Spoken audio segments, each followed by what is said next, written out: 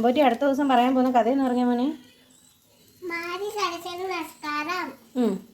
ഞാൻ ഇവിടെ പറയാൻ പോണത് അതിയുടെ പേര് പൊന്മുട്ട എന്ന താറാവ്.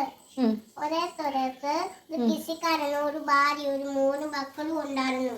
അവർ ഒരു പാവപ്പെട്ടവരായിരുന്നു. എന്നിട്ടോ അപ്പം കൃഷിക്കാരന് പൈസ ഒന്നും ഇല്ലാത്തതിന് കരയുമായിരുന്നു.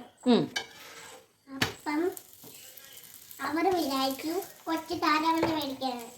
കൊച്ചു താരാമനെ മേടിച്ച് വളർത്തി സ്വർണ്ണമുട്ട ഇരുന്ന് കണ്ടോണ്ടിരുന്നു. കൊണ്ട് വിറ്റു. ഇപ്പൊ പൈസ എല്ലാം കിട്ടിയെന്ന് തന്നത്തോടെ ചാത്തി.